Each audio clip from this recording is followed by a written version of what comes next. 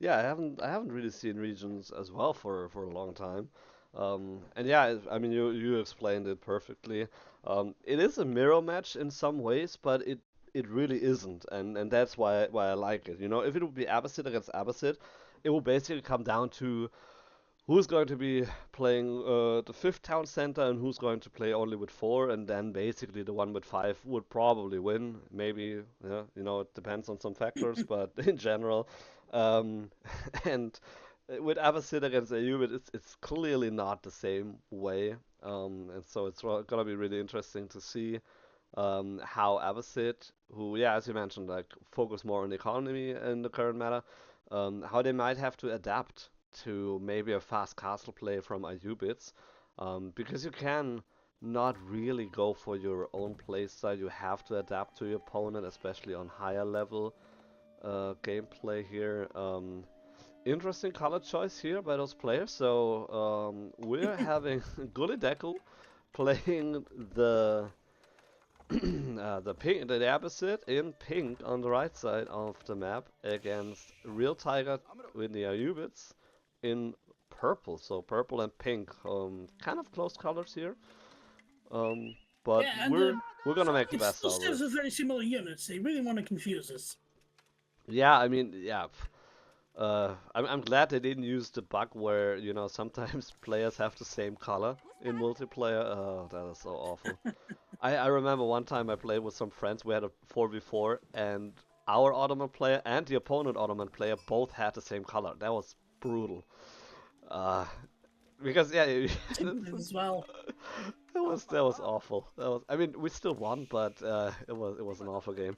But yeah, talking about the map. So I mean, obviously you have your starting resources with the gold, the berries, the stone.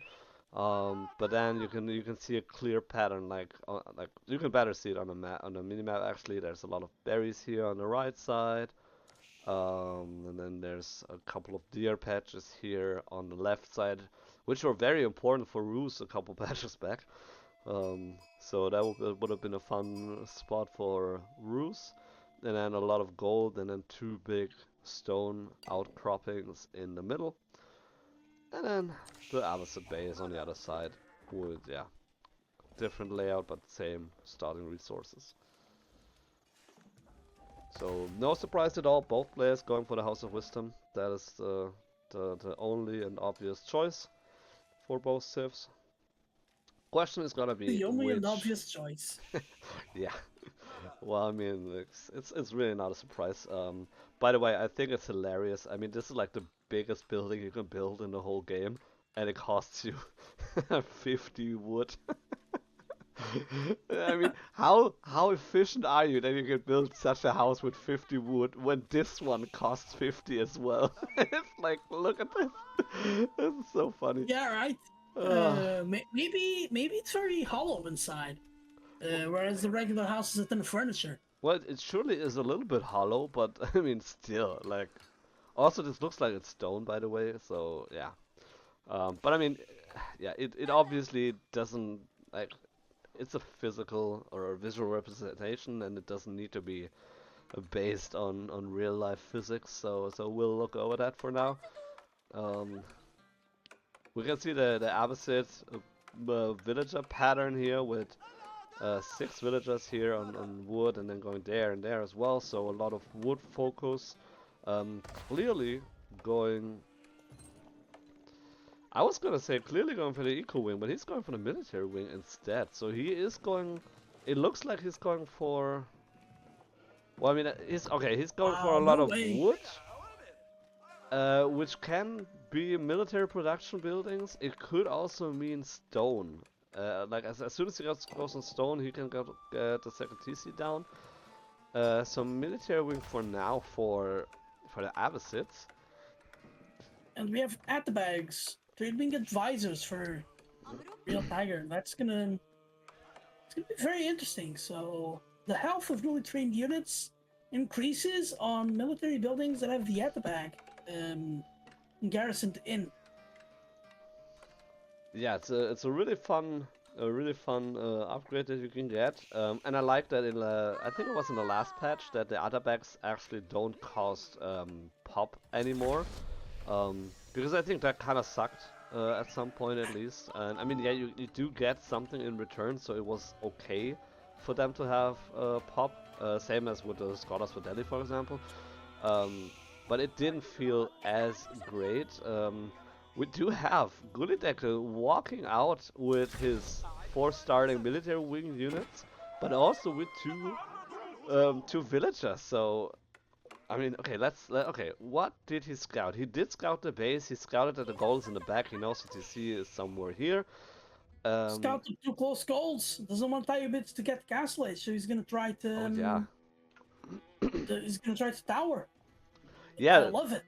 I absolutely love it. So he needs to be careful here. Um, but yeah, he's definitely going for a tower here. And yeah, good observation. If you can deny those 2 goals, the only remaining goals for Ayyubids, like especially on a map like this, are all in the center of the map here. These 3 big gold veins, which are easy for Abbasid to protect because that's exactly where his scouting pattern and walking pattern for the units would be anyway.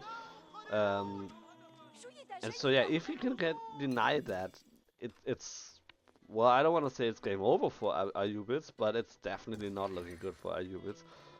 Atabek here, as you can see in the stable already, it looks nice. I think that it's just standing in there and being part of the building, so you cannot, for example, kill it. Unlike with the Actually, I'm not even sure if you can kill the cattle in the cattle ranches for the Marlins before you destroy the cattle ranch. No, no, you can't. You can't, right? Well, Yeah. the tower won't go up. Yeah, tower won't go up, but at the same time he is losing. Yeah, that's the villager here.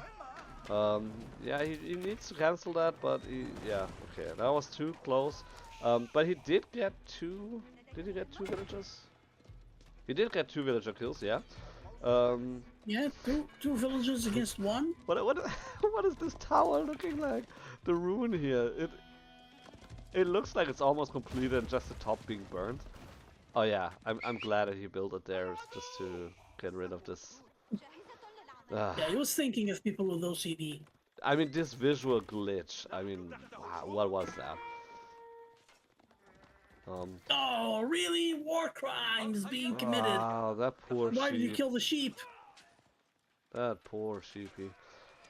But yeah, I mean, Gullyd3ck3l, even though he doesn't have the tower on gold, was able to push Realt1ger off of gold for now. I could have imagined for him to grab all his villagers and get the gold he needs for Castle Age. But for now, he's happy to defend in feudal. Yeah, a little bit of yeah, not paying attention here from Gullyd3ck3l, losing the last villager that he had here in the front. So it's 2-2 right now, and that means that his tower rush here on the wood line is over for now. Golden tier 1 activated for which player? That's the question. Probably for Ayyubids. Yeah, he already. Okay, they both have it basically at the same time. That's good. So interesting game development so far. But Gullyd3ck3l being in a bit of a pickle here now. With he does have the military, but he can't really do a lot with it right now. Just because, like, how do you run into this here? Yeah, Gullyd3ck3l getting stoned for a second town center as well. Very, very interesting indeed. And he's actually out attacked by Realt1ger. Bring the archers back too. Yeah, he's pulling Oh, away all. Realt1ger bought himself so much time. Yeah, at the same time, he is also massing up armies and yeah, putting a lot of focus now on his military production. There's the other back going in there as well, and then there's this. So those are the 3 ones that he had. Well, okay, one thing that Gullyd3ck3l definitely achieved by this is Ayyubids had to change their game plan here. And usually you would like to be in Castle Age by now, or at least on the way here. But he's nowhere near Castle Age right now, because he had to go to mass up his army here, and now has to be defensive here as well. So not terrible for Gullyd3ck3l. It's not exactly what he was hoping to achieve. But he didn't lose a lot, he didn't overcommit, overinvest or anything. Now he's going for a second TC. And so he will be fine, he will be ahead economically in a very short amount of time. There's the second TC, nice spot here with the deer as well. So yeah, I don't think he is unhappy about the game of the state, state of the game, even though yeah, as I said, he didn't get exactly what he wanted, but he still managed some damage and distraction and diversion from Realt1ger's original plans. So overall, Yeah, I and would say usually having it's to okay. not really following your build order to the letter, you're more bound to make mistakes here. So that tower rush, obviously, always a bit of a gamble. But it's a gamble that has a good success rate. It is a risk, but not as risky as letting your opponent just play. Oh yeah, absolutely. Well, the thing is also like, yeah, it was a gamble. He had idle time for 2 of his villagers for a while, and then he lost 2 villagers, but he also killed 2 villagers and took, I think it was like 8 villagers or so, and idled 8 villagers from Realt1ger, who tried to burn down the tower. And so overall, I would say that was pretty even as well. Unfortunately, he will not get down here the walls on the left side, so we have a little bit of a raid here by both players here. Gullyd3ck3l here on the top, and then Realt1ger coming it here into the walls, getting 2 more villager kills here as well. And now well, I mean, he can always retreat back through the wall if he needs to. Losing 2 horsemen right now, so not really paying attention here. 2.5 horsemen being killed here and trying to get through the wall here. He is aware of the second TC, so he knows that he is a little bit behind. And again, still nowhere near Castle Age. He is focusing heavily on his feudal play here. Looking good numbers wise here, but there's also a couple spearmen, so he needs to be careful there. Desert Raiders running in and then dying. Oh, diving the town center, I am not sure about that. Yeah, definitely not sure. Defending really well here. Oh, now it's just horsemen versus archers. That's terrible for Realt1ger. Pushing a little bit too much, maybe. Definitely under the town center, not advisable. And some units like the Desert Raider, that's very pricey. Yeah, that is extremely pricey. And then also, like, one of the reasons why you want to have the Desert Raiders is not only because they're versatile and they can switch between melee and ranged attack, but also because they're again debuffing the horsemen of your opponent. Yeah, and they are camels. They have camel and ease. Exactly, and so like once you lose them, the horsemen, they're free to roam around the archers and then kill off any remaining archers, and you can see like one by one they just died. Gullyd3ck3l scouting a little bit here, trying to see if he's on the deer here as well. Nicely done here. Like, I really like scouting around here and seeing to maybe get a couple kills here. And if there would be a mill here with a couple villagers, they would all be dead. So nice reaction here. Not not being content with like, oh, I won the fight, that's cool. No, he's going out. He's doing something. He's trying to deal more damage and get more advantage. And that's what you want to see from high level players. Yeah, absolutely. And now going into the berry region, both players here, of course, they benefit greatly from berries. It's going to be interesting, though, seeing Brethren. Oh no, the scout. Gullyd3ck3l. I'm going to say it's going to be very interesting seeing both sides trying to go for the same resource, but the villagers being caught by Gullyd3ck3l scouts. definitely terrible. And that's gonna do two things. Gullyd3ck3l is gonna protect the berries almost accidentally, trying to snipe the villagers, and Realt1ger has an attack cooking up. Gonna attack the gold. Definitely villagers are gonna die here. One, maybe two villagers die. Yeah, that could Let's see. very well be two dead villagers here. I mean, horsemen don't do a ton of damage, and so and also like the amount of horsemen that they're kind of running over their own feet here, or hoofs rather, and so it's difficult. They did get 2 kills here at least, so that's fine. But yeah, so again 2 kills, but I mean your opponent's on 2 TCs, so. Yeah, did you really kill anything there? That's the question. Nice, well, I want to say nice fight here, but spearman numbers definitely not in favor here for Gullyd3ck3l. Where's his horseman? And yeah, remaining spearman. Oh no! Horseman from Tiger attacking back home! Yeah, horseman's still running around here, getting a couple more kills. Two more villagers being killed here. A couple spearmen holding against the horseman, so that's nice. But yeah, just some good eco damage here, but at the same time, if he's losing all his army, that's like 1,000 resources, so he needs to be careful that he's not losing all of them, because he basically only has archers left after that. So, gotta be careful here to not throw the game by, yeah, overcommitting into a raid here. No, letting 5 horsemen, albeit on very low HP. Get out, very nice for Tiger here. We're still at a stage of the game where low numbers matter a lot. Not like when you sacrifice 2 or 3 knights for a raid and that actually becomes worth it. Ooh, 1 for a trade, nice for Tiger. Realt1ger here, pulling off some moves. Yeah, I mean he killed the counter punch. So nice play here from Tiger. Yeah, he did lose another horseman though, so, but I mean overall it was nice for him. And now there's 2 almost dead horsemen and he realizes he can actually kill them off. So 1 more dead horseman here from Gullyd3ck3l. And yeah, still alive here, and maybe if there was be arrow slits here, the villagers would be fine.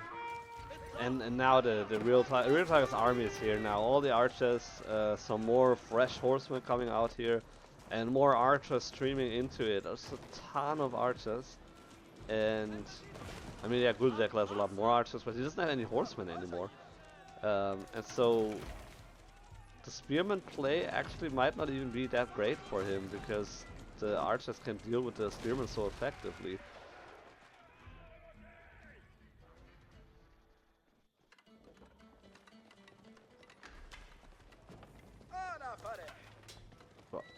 Okay, fighting under the town, beneath the town, the outpost would be a mistake for Realt1ger. He's pulling back the horsemen here, and then killing them off one by one. And it's gonna be difficult, I think, for Gullyd3ck3l to actually hold that here. Military upgrades are basically the same here, or upgrades in general. So it's just gonna be the raw numbers here, and then who's gonna micro and kite the better here. 1 horseman, it's just not like two volleys basically, and it's dead.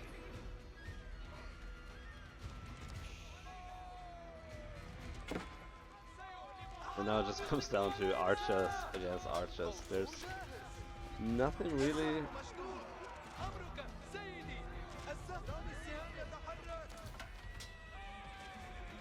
That's interesting. So the regular archers, they have 70 health, but then there's also like some archers where the other back is there, where they got like 84 health. So some archers of the Ayyubids are actually like stronger, stronger than the other archers. So Realt1ger was able to take a good fight there and collect some berries here for himself. Yeah, and wow, 10 workers against 7, against 3 killed, but still 14 workers ahead is Gullyd3ck3l. Oh, and sending up spear is not a terrible move here for Realt1ger. He can add a lot of horsemen now to his army here. He's gonna try to overcommit. At least pull Gullyd3ck3l's army away. Yeah, and I mean the thing is like, currently, if you look at the state of the game, if they both continue in feudal age, having the same units and all that, Gullyd3ck3l will win eventually because his eco is better, as you mentioned. Like he lost a couple more villagers and is still way ahead. 50 villagers right now more than Realt1ger. One of them got this. Okay, so he got the H2. He's at H3 actually, but okay, but it's the Abbasid Ayyubids, so it's a little bit different.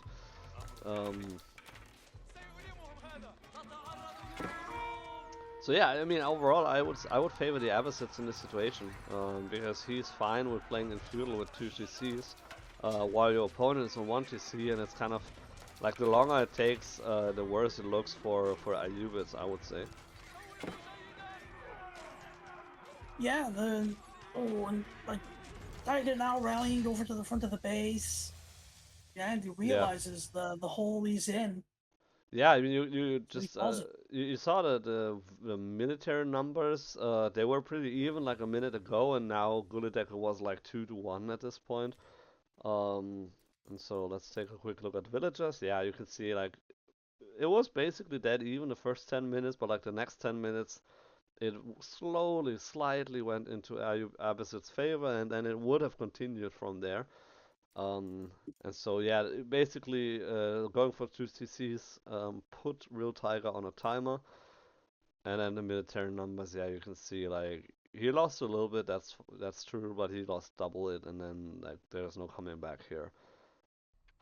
Very interesting matchup. Yeah, Byzantines got a bit of a overhaul in their strategy for the season. Rus got it to season 4. And I think it's gonna be all about all those how much damage those cataphracts deal. Yeah. Yeah, they got a slight nerf with the flasks having a 45-second cooldown instead of 20 seconds. Or 25, I think it was before. So a little bit of a nerf here to Byzantines. Their longbows also more expensive to mercs, so also a slight nerf. I think well deserved nerfs overall. But just to mention it, they got nice berries here in the back, so we could definitely see the wait, what's it called again? Why can't I remember that? The Grand Winery, of course. We might see that. But the Hippodrome also, I think, a very viable landmark against Rus to maybe sort of try to counter their night play if they want to go for that. Hunting cabin here as well.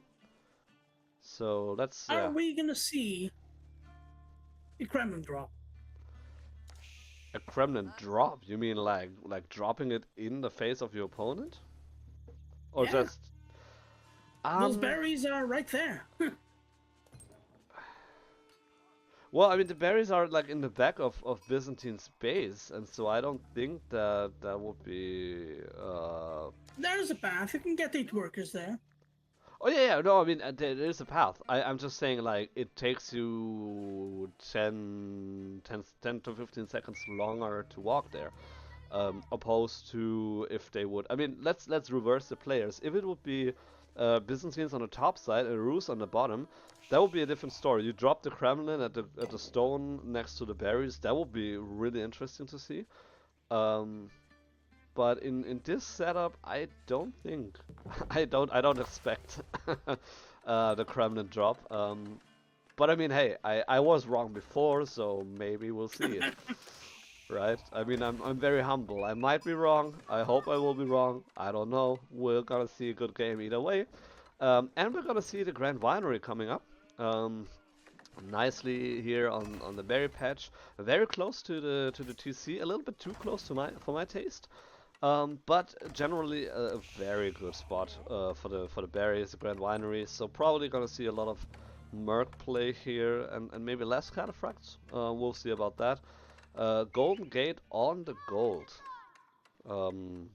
maybe that's where the name comes from, because it doesn't really look golden at all otherwise. Um, so no Kremlin anyway. Um, Yeah. we got 3 scouts already here from Ruse, so we're probably gonna see a similar play as in the first game we watched with Ruse, being with the professional scouts and then into the survival techniques. Takes a lot of gold actually, but once you got that, your eco is gonna look very solid. Takes a lot of time, actually. I think that's the most precious resource it takes. Yeah, I mean time being one of the most important resources in Age of Empires, that's for sure. I mean he will have a little bit more time just because of the Grand Winery opposed to the Hippodrome. Um, but yeah, if he goes for the longbow option, um, and Realt1ger lets Gullyd3ck3l cook too long, he's gonna burn himself. So gotta be careful there. Second sister coming up, so gonna be see the aqueduct network relatively soon, and then at some point probably there will be a third one. Um, Gullyd3ck3l found the golden gate, and yeah, I mean like look at this. It's like where's the gold? Like this What? doesn't look gold at all. Why is it arranged by the gold? Yeah, like I don't really get the placement. Why he doesn't drop it like next to his CC. But I mean, it doesn't matter. Like, You wanted to make a stable, and he's opened the console. yeah, You know, in Counter Strike, you're trying to change guns, and you open the console. yeah, That's yeah. what happened here. Classic. Yeah. But yeah, I mean, like, Realt1ger is a free country. He can do whatever he wants. So he has the golden gate on his gold, opening with a stable, which is a great choice against Byzantines, just because of the possibly coming. Oh, well, now that's something interesting. We got the Kashik. So he didn't go for the Oh, cool. Western contract, but rather the Eastern. Wait, I think it's the Eastern, right? Yes, yes. One thing I also want to see. Unlucky. The trade post for Gullyd3ck3l is terrible. It's Musofaris and Camel Archers. Ah, Oh, we have knights on the other side. How are we gonna see a proxy mercenary house? That would be simply amazing. yeah, or I mean, he could also go for the Horse Archers if he wanted to. The thing is, does he really need the Royal Knights if he goes for Kashik? That's the thing. Like, I think he would be fine with the Kashik for now.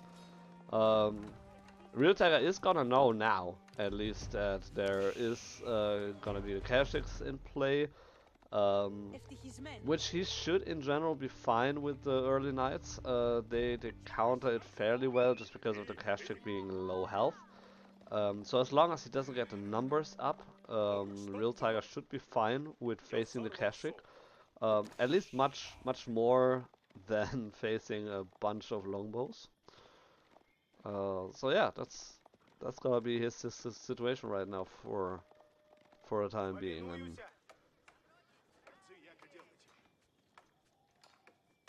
also archers coming up. Oh, Gullyd3ck3l's just making a beeline to the gold. That gold is so far away from the town center. It's like 2 tiles off. Yeah, and there's no Kremlin to protect it, so yeah, he can even torch down the stable if he wants to. Now he doesn't get the bounty because he's not actually Mongol, but it's still fun nonetheless to torch a building because 150 resources denied, plus the obviously the option and possibility to even go for military units. But yeah, for now only two Kashyks here. 2 more in queue. There they are. Wonderful. But yeah, 4 Kashyk against 3 knights. My money would be on the knights. Although yeah, one is almost dead. That's gonna die at some point when the Kashyk reach it. Oh, and it's gonna be a bit of a pincer maneuver, but the busier these Kashik are, the better for Realt1ger, I think. However, for Gullyd3ck3l, it's great too, because the knights aren't in his base, and he's almost aged up, and it's gonna be gulpin'. We be gulpin'. We be gulpin' indeed, yeah. So that's gonna be fun. Yeah, this macro is on point here. A pretty good timing still, considering he pumped out some units, but that's the power of the Byzantines. It's just, you know, you have the oil, you do something with that, and then it frees up your resources. Because yeah, those 4 Kashik, that will be a lot of resources that he couldn't use for the cistern of the first hill. So the other option would have been the Golden Horn Tower, and he opted to go for the cistern of the first hill. So it does act as a cistern, so increasing here the level to 3, and then he can have the 4th one here maybe, and then extend the 5th one to, yeah, I don't know, maybe even here if he wants to go for that. So increasing his eco a little bit as well, and then of course being able to then happily drink away his problems, basically. So I mean, Yeah. question: Alcoholism, folks. Does Relic Gaming condone the usage of alcohol? That's my question of the day. Because I don't know. I mean, Alcohol or drinking narcotics? yeah. For legal reasons, we have to say that this is no medical advice, but yeah, don't go buying those prescription-free drugs. Nope. But hey, I mean, it's a Saturday evening, so those guys would be drinking if it would be 1,000 years later. I assume. There were drinks at that time as well. But I mean, like, most of them were pretty crap, so it was basically just like, I don't have enough, you know, like, resources for food, so I might as well just drink alcohol because it's cheaper. So Mead was pretty good. yeah, okay. So we do have a nice raid. There's a couple workers killed. Is it worth it to lose a knight for a couple of villagers though? A knight to the scouts. Well, I mean, it really depends on how the game like progresses further. In general, it's not worth it, but if that little bit of eco damage can translate into a bigger lead, well, then it might actually be worth it. So it's really kind of like a maybe it depends on kind of answer. There's the first cataphract of the game. Pretty mighty unit here, and just imagine the double healing here. The vampire's drinking as well. Wow, what a sight. So The vampire's drinking some blood. Vampires be drinking some flask. Also taking some relics here, nicely done. Which is also one fun thing I like about the Grand Winery is that it actually acts as a monastery, and so you can in Castle Age produce monks from here. So that means you can really fast take the relics instead of, you know, going for a monastery or prayer tent or whatever it would be. Yeah, monastery. Yeah, unfortunately the monk. Oh, we didn't get caught. That was no, one of them did. Yeah, cataphracts don't have charge. The cataphract's gonna get the knight anyway. Yeah, they have a really weird charge. I was testing that out with a friend the other day, trying to see what would win, like French knights against cataphracts and stuff. And the trample is basically unusable against knights. It's yeah, it's different. Yeah, lowers their total DPS, and all you're getting is positioning. Yes, pure knights not great. Against knight's crossbowman, pretty good. Yeah. Well, okay, but so the fun thing was, our test concluded actually that if you go with Royal Knights against Cataphracts, the Royal Knights actually win. I mean, not one by one, but like if you have like the same amount of resources spent, then you easily win with the Royal Knights against Cataphracts. So it's kind of like a soft counter actually to go for Knights against Cataphracts, just because they're trample, like they don't have a charge, and so they don't have this immediate damage that you can see once you charge in with the lance. So Damn, look very at interesting to Gullyd3ck3l see. being very tactical with these with the usage of cataphracts. Cataphracts dealing a ton of damage here. Yeah, but also, ooh, he might get away. He might actually get away with the flask here. So nice usage. Oh my god, the drunkard wins again. Yeah, don't drink and ride your horse, man. Working well for that guy.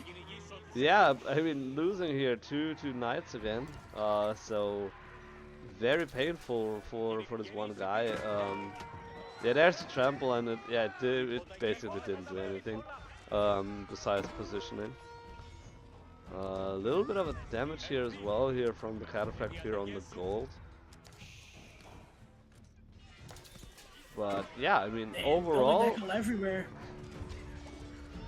I mean he is everywhere, and okay, if you look at the eco, like Realt1ger is behind in villager numbers, and then he also has 11 idle right now, so he's basically at 25 against 45, so 20 villagers more working for Gullyd3ck3l right now. 18 Almost idle double right the now. That's half the villagers are idle. There's more idle here. So just his relentless attacks, even though he's throwing away units basically, he's still getting so much eco damage just by idling out his opponent. I mean, I would probably never do a raid like that, just like throwing away your units here and then torching a stable, because that doesn't achieve much. But 23 idle, that's huge.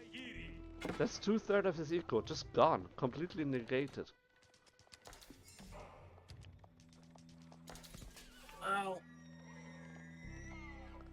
Wow. And I mean, like the combination between Kashyyyk and Cataphracts is quite nice. I mean, you do have the charge, you have the healing, the automatic healing basically, you have the gulps as well.